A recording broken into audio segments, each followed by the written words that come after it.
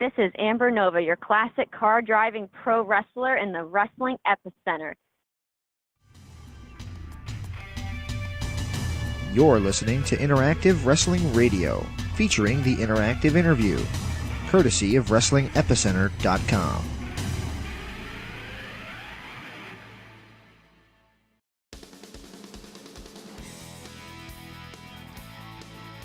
Hello, everybody. Welcome to another edition of Interactive Wrestling Radio right here on WrestlingEpicenter.com.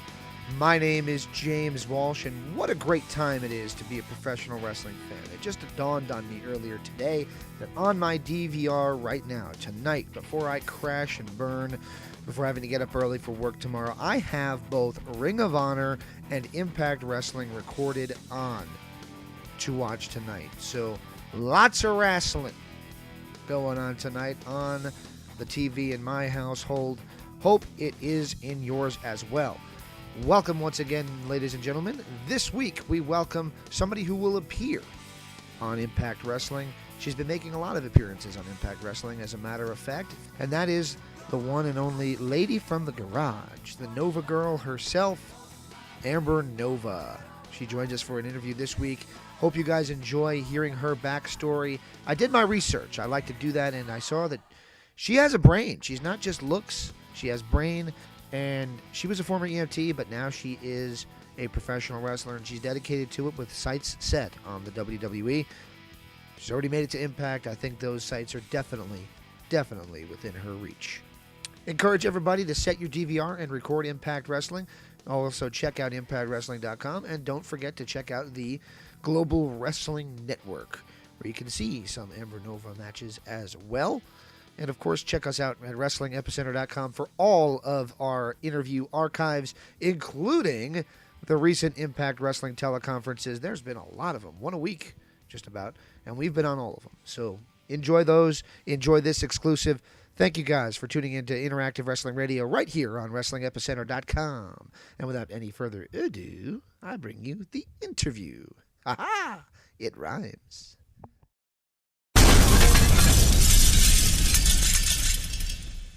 Hi, this is Ivory from WWE, and you're listening to the Interactive Interview.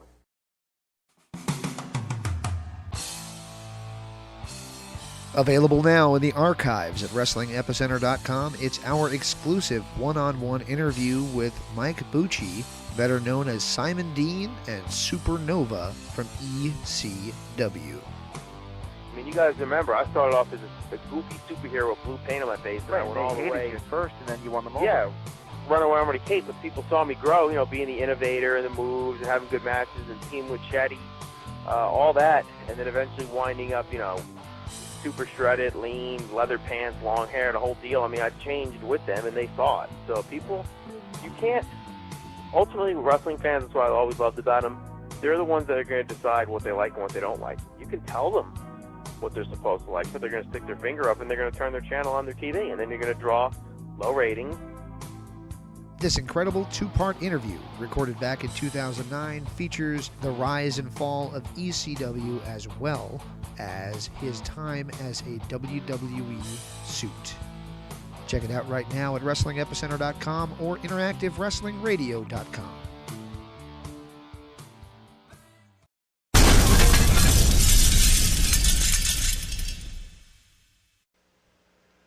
Hi, this is Sherry Martell, and you're listening to the Interactive Interview. Welcome back to Interactive Wrestling Radio. On the Newsmaker line with us right now is a young lady who's been appearing recently on Impact Wrestling. From the garage, it's Amber Nova. Miss Nova, are you with us? Yes, I am. How you doing? I'm doing great. So I guess the first question we have to ask you is, where the heck is the garage?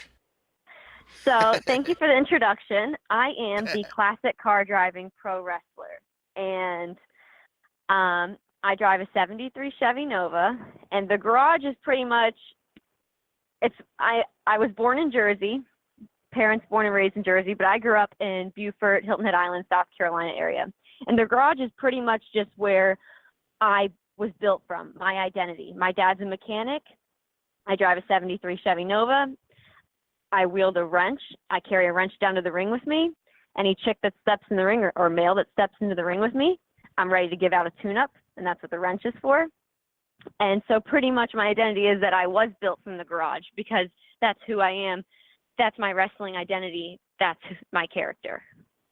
All right, so already you're in good company. I'm originally from New Jersey. Which part of New Jersey are your parents from, if you don't mind me asking? Parsippany. I was born over in that area. Parsippany.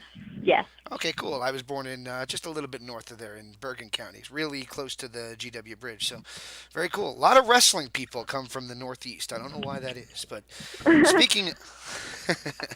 All right, speaking of a Jersey, a wrestling area, you're in one right now in Florida, which has really become the hotbed of wrestling.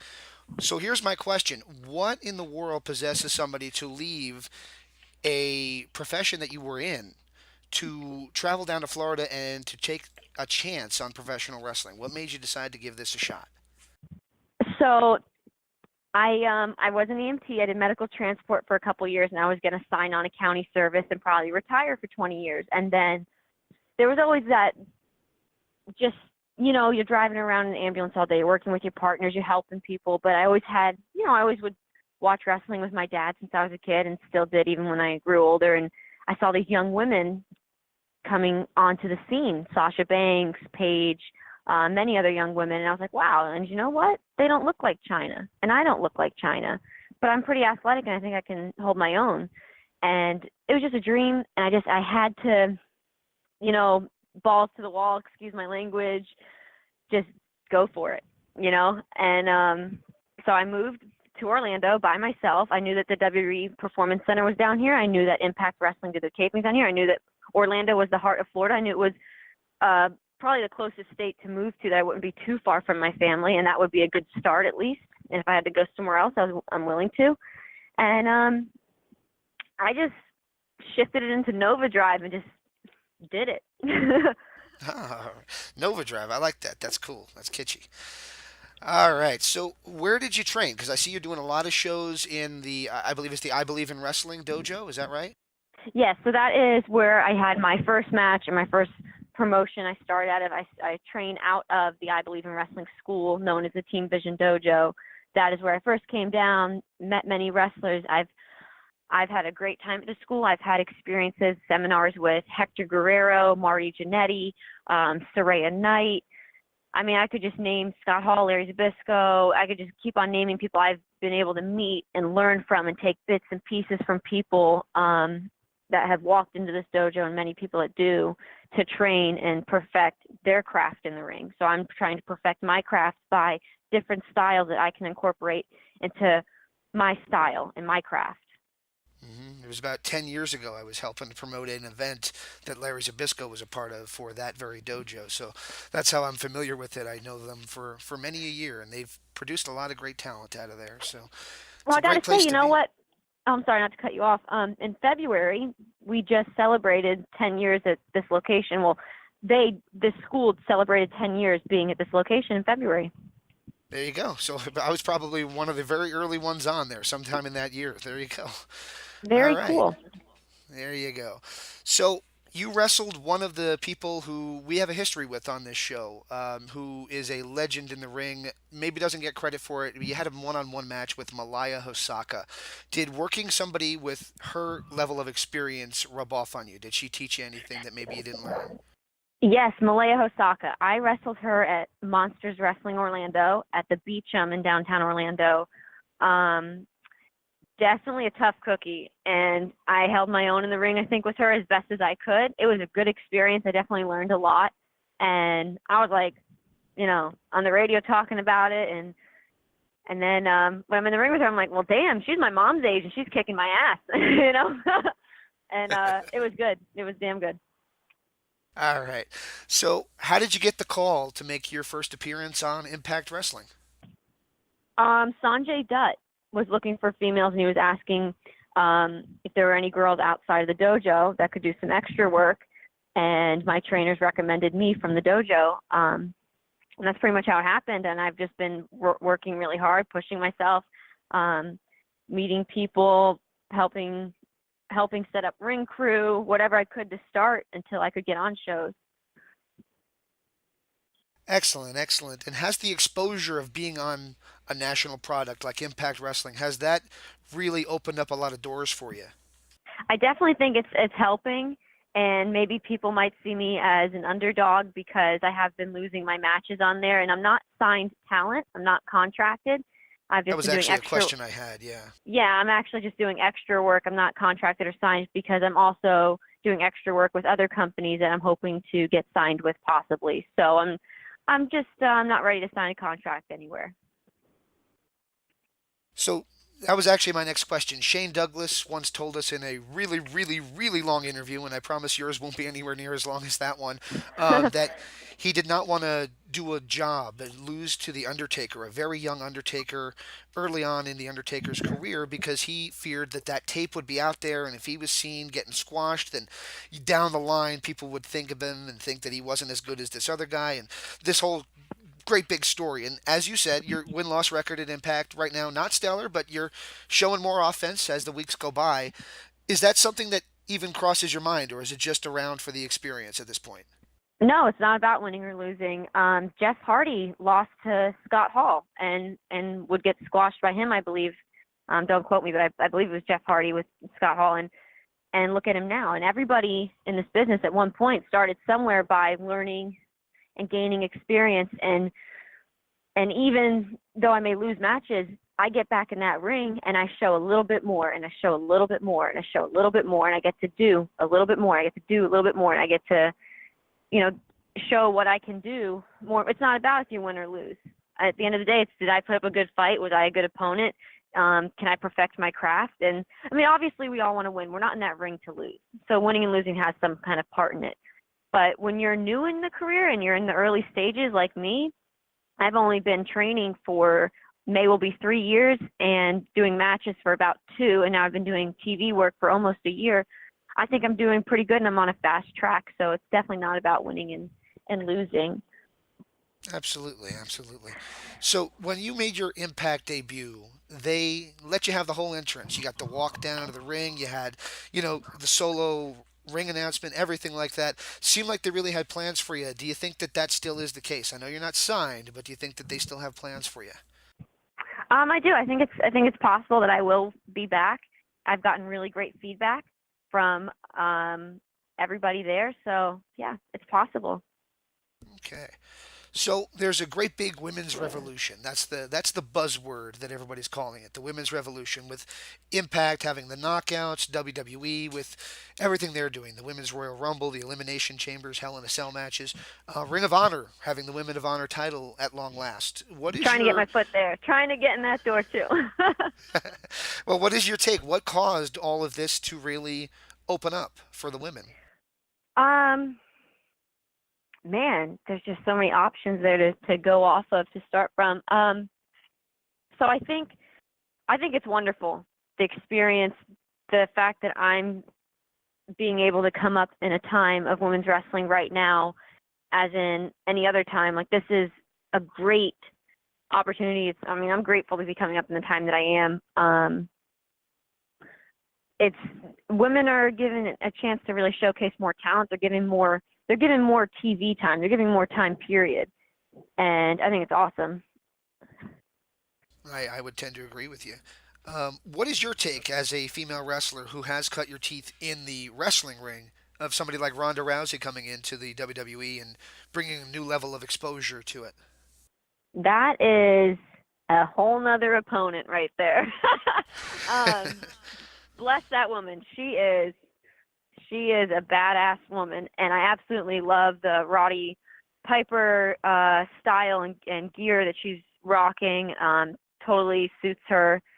Um, yeah, she's a whole other level of an opponent, and anyone that takes her on, they're going to need some serious training. I agree. So we're talking about somebody like Ronda Rousey, but there is still a level of I don't want to you take this from a married guy, okay? There's a level of sex appeal involved in it. Like even like I mentioned, your Impact entrance, there was a whole lot of level of sex appeal before we saw that you can work in the ring.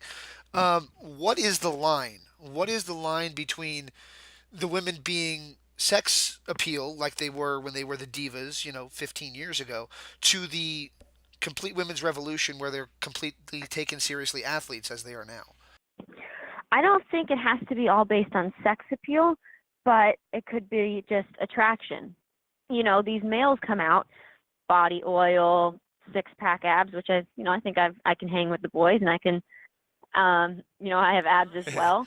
And so, Yep. they want to show off their abs, they want to show off their muscles. You want to be an attraction, and you want to be attractive. It doesn't have to be sex. It can just be being attractive, being a fitness model, of just being a role model for kids, saying like, hey, even if you guys just do push-ups and go for a run, just keep your body active. Don't sit in the house and play video games all day or whatever it is.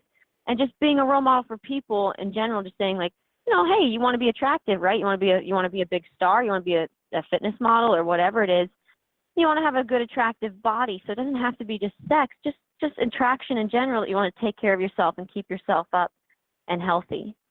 It's definitely just about being healthy and active, and women are allowed to showcase that, hey, look, I'm proud of who I am. I'm proud that I look good. I work hard on my body. I think I can flaunt it a little just the way the men do. I like that. Excellent. So you mentioned you're trying to get your foot in the door at Ring of Honor, but you mentioned also that you moved down to Orlando specifically because there is the Performance Center there. Is WWE one of your main goals? That is the goal. That is the goal. That is the All goal. right. Who on their current roster are you thinking that you would love to get in there with? Oh, wow. There's a few women. Asuka, she's a scary one. Yeah. She'd be a tough opponent. Many women. I have an upcoming show March 16th for AWE, Atomic Wrestling Entertainment. It's in Cocoa, Florida, and I am wrestling Tennille, formerly known as Emma. Emma, right. So I will be wrestling her on that show in Cocoa, Florida, March 16th. So I have a few shows coming up, and I will be wrestling. I've stepped in the ring with a few people in or out of the business. Honestly, given the opportunity for anybody signed on that talent, it'd be an experience. And my next match should always be my best match, and then the match after that, and the match after that. And that's just a way to perfect my craft and just keep on learning. Very cool, very cool. So I usually give our guests an opportunity to plug their online presence. Where can people keep up with what's going on with Amber Nova? Awesome. So my nickname is Nova Girl because, I drive a Nova, and people always be like, hey, aren't you the girl who drives a Nova? And I'm like, that's me. That's my identity. So a lot of my social media, you can search me at Amber Nova, but you can also search Nova_Girl 1973, which is the year of my car. It's Twitter, Nova Girl 73, Instagram, and then everything else should just be Amber Nova.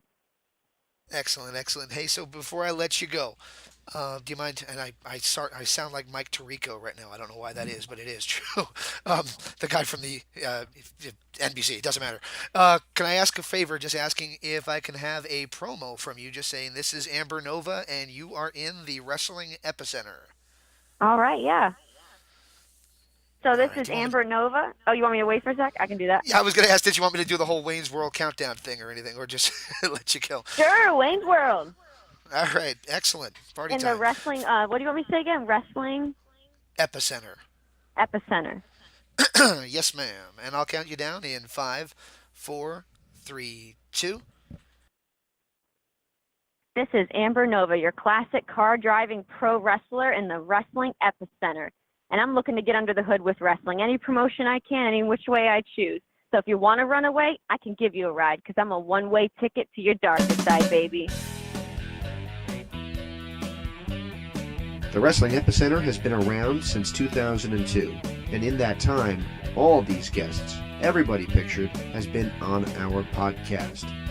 We're more than just a radio show, though, so check out WrestlingEpicenter.com for all your wrestling news and needs.